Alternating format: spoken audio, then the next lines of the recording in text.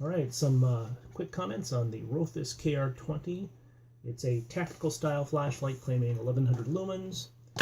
Basically has the Cree XPL HIV3 chip in it. It's important to know because that chip is definitely rated for 1100 lumens. I'm trying to remember, I think it actually can do more than that. But the best comparator in my case would probably be the Nitecore MH20GT.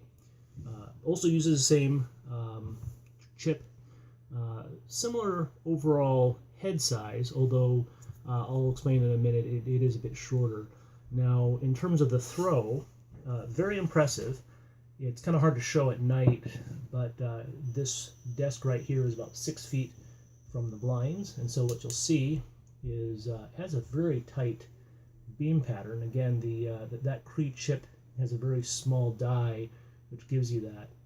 In fact, as you'll see here in a sec, so that is the Nitecore MH20GT, and that is the Rofis, and I'd say it's a hair tighter, and the spill in particular, you can see the spill is really non-existent, while here on the Nitecore it's a bit more noticeable. There you go. So that's the Nitecore, and that's the Rofis. So it definitely is good in that regard. Now, both of these flashlights have an onboard USB charger. The difference in size, though, is because the Nitecore uses a thumb switch on the head here. So you press it hard to turn it on, and then you press it lightly to change modes. The Rofis has two separate switches. It has a tail switch, and then basically a mode switch here that allows you to change the power. Now, right now, you'll see it's not going bright, but that's because the battery's almost dead. Not sure if you can see that. There's a light behind this, and that's blinking red. And so that's telling you that the battery's almost dead. Now, I have the Rofis battery that came with it. It is rated for 3400 milliamp hours. I tested it on a Foxnovo 4S charger, and it came out to 3320, which is pretty close to 3400. The Foxnovo 4S tends to be a bit aggressive, I think, on their current cutoff.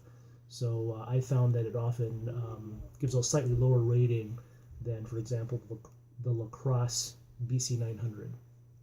So overall, machining and everything, very nice. Quality of the switches, very nice.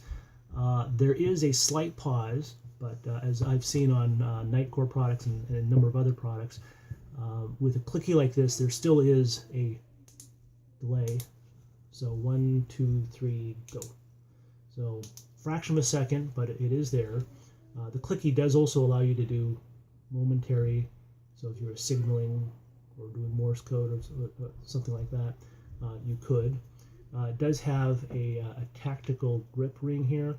It's aluminum, which is nice. Some of the Nitecore ones are aluminum, some of them are plastic. This one, you can unscrew it. That's definitely aluminum, so that would give you a slightly smaller look, although you can sort of see where it's missing because it does thread on there. Decent pocket clip, overall machine, everything, anodizing looks nice and thick. Very nice flashlight overall. Like I said, 18650, a bit larger than the MH20GT, but I like having the clicky on the back because a lot of times I'll pick up the Nitecore, the MH20GT, and I'll pick it up and I'll be like, okay, I want to turn it on, okay. I have to rotate it until I find the switch, where with the tail switch, of course, you just find it immediately. And it does remember, so here we go down, it actually can be turned off, but so if you have it on low setting glass, use the tail switch, turn it back on. It'll still remember that.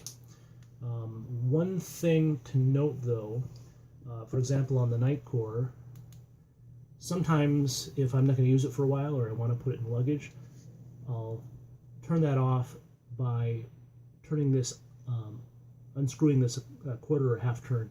That doesn't necessarily work on the Rofis because they've actually machined the thread. So here I'll show you that. Okay, it's on, and I'm unscrewing it. That's 1 full turn, 2, 3. Nope.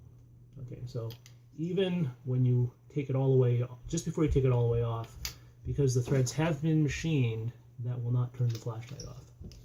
But I'll put the rest of the information in the review, but thanks for watching.